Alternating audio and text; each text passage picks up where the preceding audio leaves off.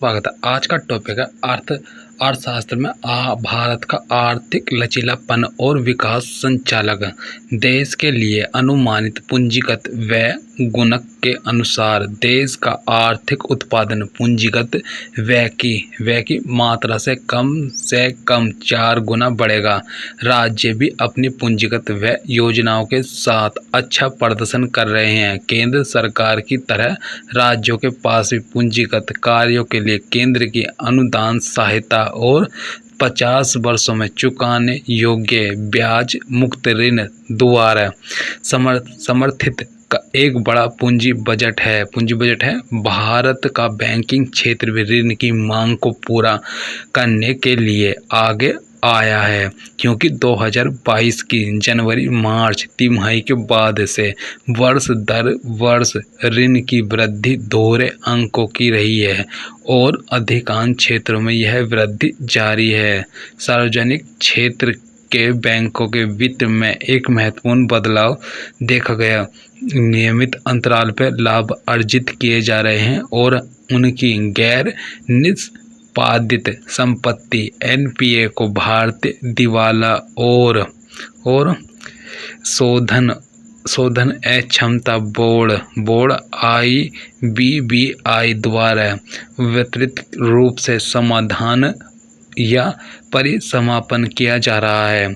सरकार PSB को अच्छी तरह से पूंजी युक्त बनाए रखने के लिए पर्याप्त बजटीय सहायता प्रदान कर रही है ताकि उनका पूंजी जोखिम भारित समायोजित अनुपात CRAR पर्याप्तता के प्रारंभिक स्तर से ऊपर रहने को सुनिश्चित किया जा सके।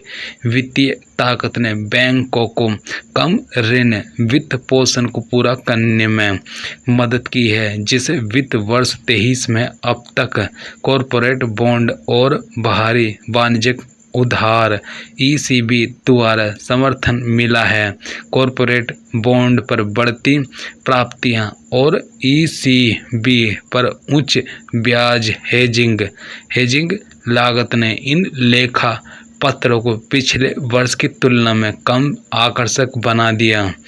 RBI ने वित्त वर्ष 2023 में मुद्रास्फीति की दर 6.8% रहने का अनुमान लगाया है, जो इसकी लक्ष्य सीमा से बाहर है। यह इतना भी अधिक नहीं है जो निजी खपत को रोक दे और इतना भी कम नहीं है कि निवेश करने के उत्साह को कमजोर कर दे। भारतीय अर्थव्यवस्था में माइक्रो इकोनॉमिक और विकास संबंधी चुनौतियां।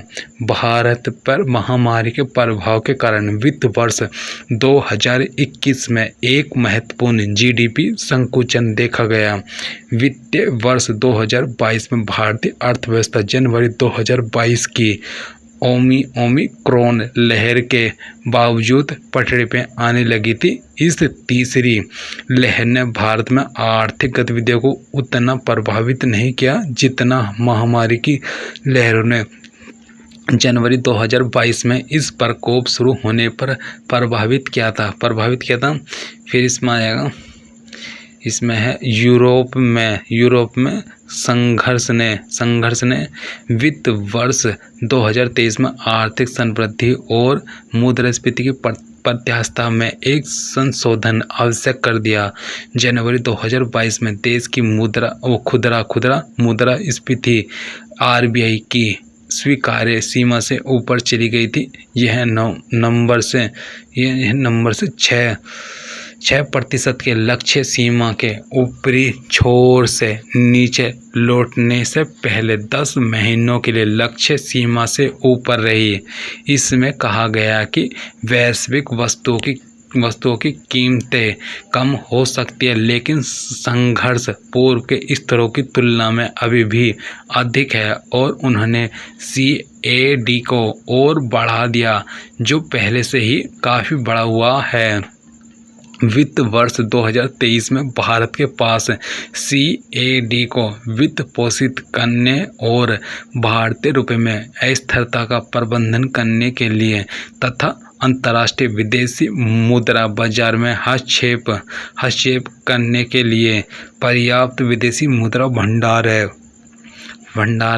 फेस में 2023-24 के लिए आर्थिक समीक्षा में बताया गया कि महामारी से भारत की भरपाई अपेक्षाकृत तीव्र थी और ठोस घरेलू मांग के समर्थन में पूंजीगत निवेश में वृद्धि से आगामी वर्षों में प्रगति होगी। इसमें बताया गया कि सशक्त वित्तीय घटकों के बल पर निजी क्षेत्र में पूंजी निर्माण प्रक्रिया का अंतर्निहित लक्षण परिलक्षित है और पूंजीगत व्यय में निजी क्षेत्र की सावधानी के लिए भरपाई करना और सरकार द्वारा पर्याप्त पूंजीगत व्यय जुटाना इससे भी अधिक महत्वपूर्ण बात है। सर्वेक्षण के अनुसार वित्त पोषण 2016 से वित्त वर्ष 2022-23 तक पिछले 7 वर्षों में बजटीय पूंजीगत व्यय में सर्वेक्षण के अनुसार वित्त वर्ष 2016 से वित्त वर्ष 2022-23 तक पिछले 7 वर्ष में बजटीय पूंजीगत व्यय में 2.7 गुना वृद्धि हुई, जिससे पूंजी व्यय को मजबूती मिली। वस्तु एवं सेवा कर की शुरुआत और दिवालियापन संहिता जैसे रचनात्मक सुधारों से अर्थव्यवस्था की क्षमता और पारदर्शिता बढ़ी और वित्तीय अनुशासन एवं बेहतर अनुपालन सुनिश्चित हुआ। फिर अंतर्राष्ट्रीय मुद्रा कोष के वर्ल्ड इकोनॉमिक आउटलुक अक्टूबर 2022 के अनुसार वैश्विक विकास दर वर्ष 2022 में 3.2% से धीमा होकर वर्ष 2023 में 2.7% होने का अनुमान है। आर्थिक उत्पादन में धीमी वृद्धि के साथ बढ़ती अनिश्चितता व्यापार वृद्धि को कम कर देगी। वैश्विक व्यापार में वृद्धि के संबंध में विश्व व्यापार संगठन द्वारा वर्ष 2022 में 3.5% से 2023 में 1.0% गिरावट का अनुमान किया गया है।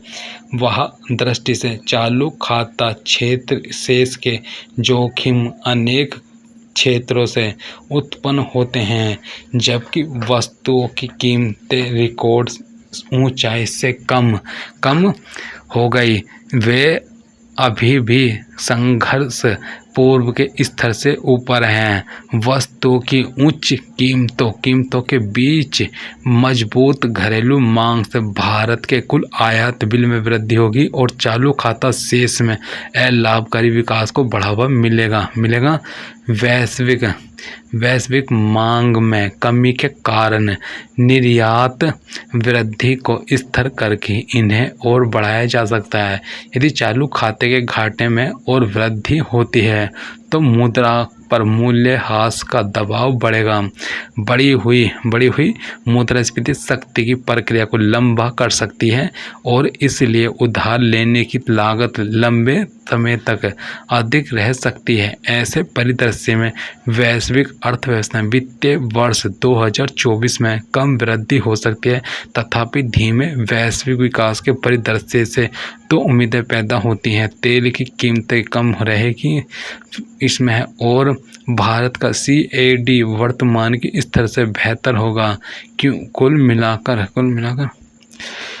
मिलाकर वह स्थिति नियंत्रण में रहेगी। भारत का समावेशी विकास फिर सर्वेक्षण में इस बात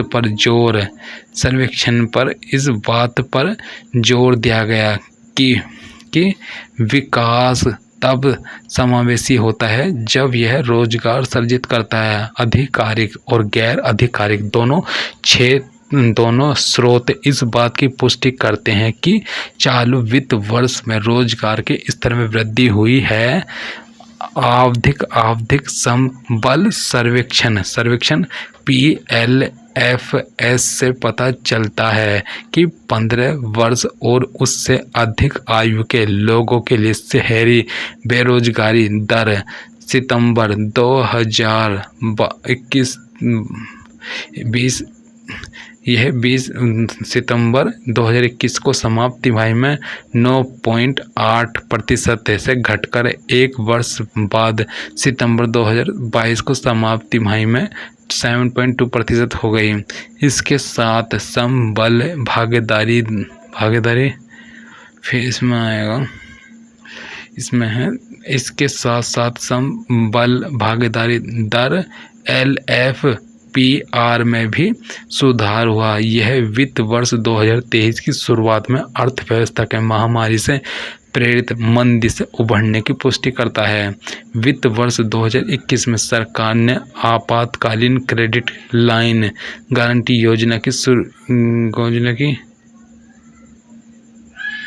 फिर इसमें है वित्त वर्ष 2021 में सरकार ने आपातकालीन क्रेडिट लाइन गारंटी योजना की घोषणा की।